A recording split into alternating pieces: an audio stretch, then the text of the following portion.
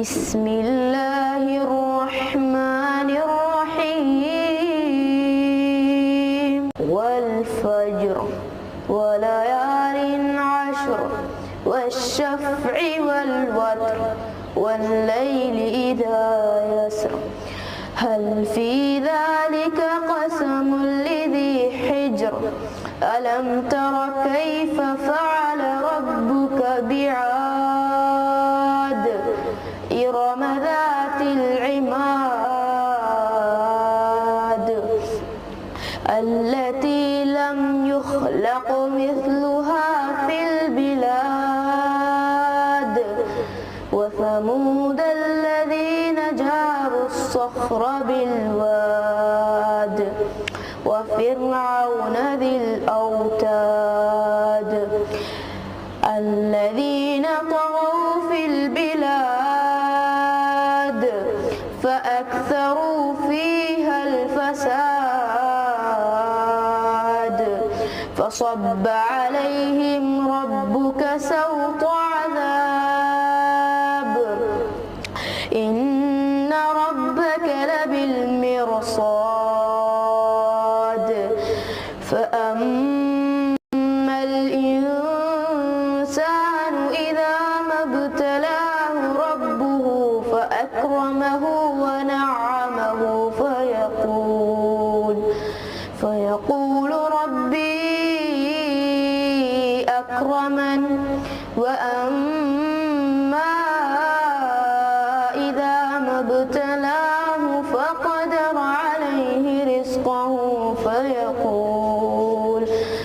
فيقول ربي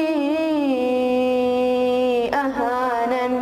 كلا بل لا تكرمون اليتيم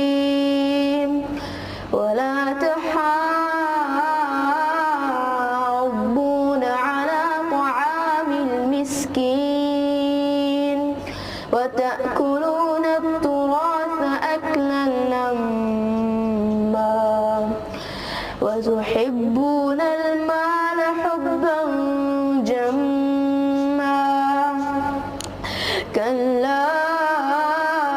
إذا دكت الأرض دكا دكا وجاء ربك والملك صفا صفا وجيء يومئذ بجهنم يومئذ يتذكر الإنسان وأنى له الذكرى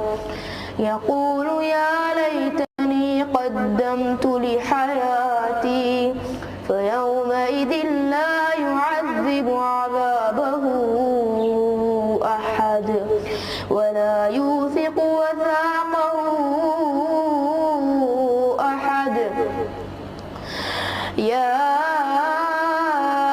أيتها النفس المطمئنة ارجعي إلى ربك راضية مرضية فادخلي في عبادي وادخلي